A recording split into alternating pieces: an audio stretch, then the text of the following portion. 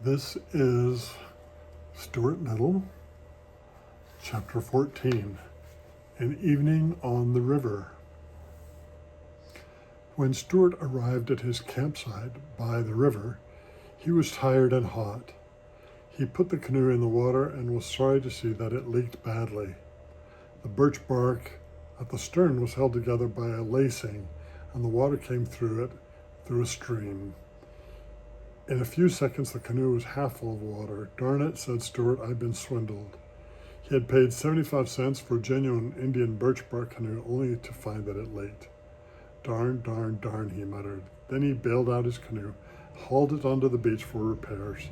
He knew he couldn't take Harriet out in a leaky boat. She wouldn't like it. Tired though he was, he climbed a spruce tree and found some spruce gum. With this, he plugged the seam and stopped the leak. Even so, the canoe turned out to be a cranky little craft. If Stuart had not had plenty of experience on the water, he would have gotten into serious trouble with it. It was a tippy boat, even for a souvenir. Stuart carried stones from the beach down to the water's edge and ballasted the canoe with the stones until it floated evenly and steadily. He made a backrest so that Harriet would be able to lean back and trail her fingers in the water if she wished. He also made a pillow by tying one of his clean handkerchiefs around some moss. Then he went for a paddle to practice his stroke. He was angry that he didn't have anything better than a paper spoon for a paddle, but he decided that there was nothing he could do about it. He wondered whether Harriet would notice that his paddle was really just an ice cream spoon. All that afternoon, Stuart worked on the canoe, adjusting the ballast, filling the seams, and getting everything shipshape for the morrow. He could think of nothing else but his date with Harriet. At supper time, he took his axe and felled a dandelion, opened a can of deviled ham, and had a light supper of ham and dandelion milk. After supper, he propped himself up against a fern, bit off some spruce gum for a chew, and lay there on the bank dreaming and chewing gum. In his imagination, he went over every detail of tomorrow's trip with Harriet. With his eyes shut, he seemed to see the whole occasion plainly, how she would look when she came down the path of the water, how calm and peaceful the river was going to be in the twilight, how graceful the canoe would seem drawn up on the shore. In his imagination, he lived every minute of their evening together. They would paddle to a large lily pad upstream, and he would invite Harriet to step out on the pad and sit a while. Stuart planned to wear his swimming trunks under his clothes so that he could dive off the lily pad into the cool stream. He would swim the crawl stroke up and down all around the lily pad while Harriet watched, admiring his ability as a swimmer. Stuart chewed the spruce gum very rapidly and thought about this part of the episode. Suddenly, Stuart opened his eyes and sat up. He thought about the letter he had sent and wondered whether it had ever been delivered. It was an unusually small letter, of course, and it might have gotten unnoticed in the letterbox. The idea filled him with fears and worries, but soon he let his thoughts return to the river. As he lay there, a whippoorwill began to sing. On the opposite shore, darkness spreading over the land, and Stuart dropped off to sleep. The next day dawned cloudy. Stuart had to go up to the village to have the oil changed in his car. So he hid the canoe under some leaves and tied it firmly to a stone, and went off on his errand, still thinking about Harriet and wishing it were a nicer day. The sky looked rainy. Stuart returned from the village with a headache, but he hoped that it would be better before 5 o'clock. He felt rather nervous, as he had never taken a girl canoeing before.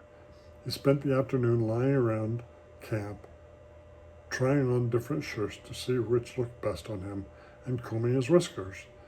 He would no sooner get a clean shirt on than he would discover that it was wet under the arms from nervous perspiration, and he would have to change it for a dry one.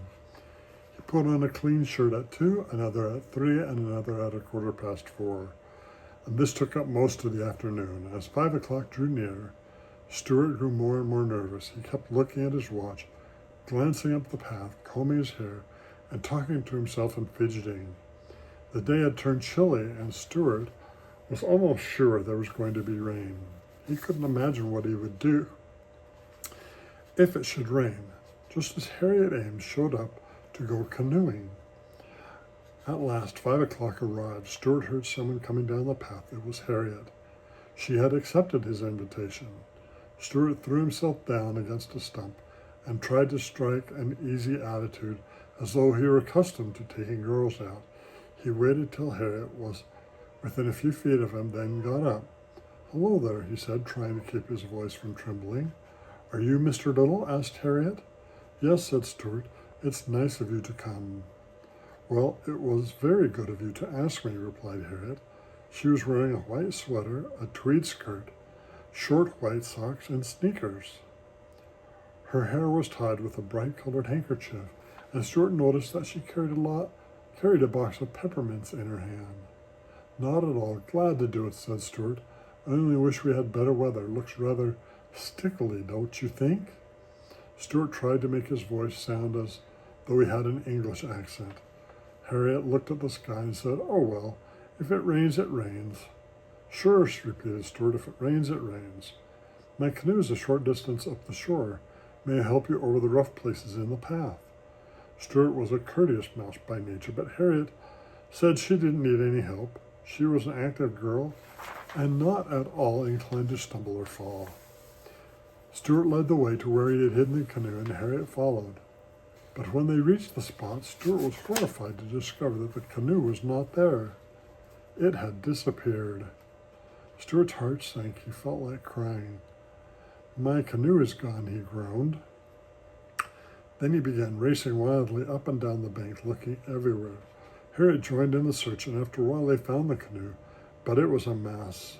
Someone had been playing with it. A long piece of heavy string was tied to the end.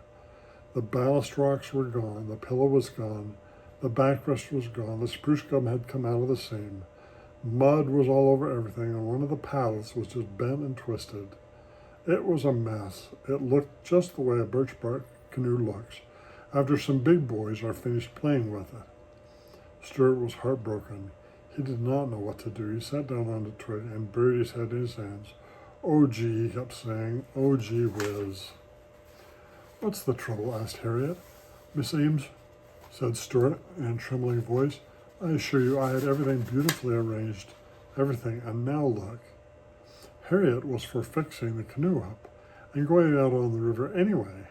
But Stuart couldn't stand the idea. "It's no use. It wouldn't be the same." "The same as what?" "The same as it was going to be when I was thinking about it yesterday. I'm afraid a woman can't understand these things. Look at that string. It's tied on so tight I would never get it off." "Well," suggested Harriet, "couldn't we just let it hang over the water and trail along after us?" Stuart looked at her in despair. "Did you ever see an Indian paddling along some quiet, unspoiled river with a great big piece of rope dragging his stern?" he said. "We could pretend we were fishing," said Harriet, who didn't realize that some people are fussy about boats. "I don't want to pretend I'm fishing," cried Stuart. "Besides, look at that mud. Look at it." He was screaming now. Harriet sat down on the twig beside Stuart. She offered him a peppermint, but he shook his head. "Well," she said, "it's starting to rain. I guess I'd better be running along if you're not going to take me paddling in your canoe. I don't see why you have to sit here and soak. Would you like to come up to my house? After dinner you could take me to the dance at the country club. It might cheer you up." "No, thank you," replied Stuart. "I don't know how to dance. Besides, I plan to make an early start in the morning and probably be on the road at daybreak." "Are you going to sleep out in all this rain?" asked Harriet. "Certainly," said Stuart. "I'll crawl under the canoe." Harriet shrugged her shoulders. She said, "Goodbye, Mr. Little." "Goodbye, Miss Ames," said Stuart. "I'm sorry our evening on the river had to end like this." "So am I," said Harriet, and she walked away along the wet path toward Tracy Lane, leaving Stuart alone with his broken dreams and his damaged canoe. The end of that chapter.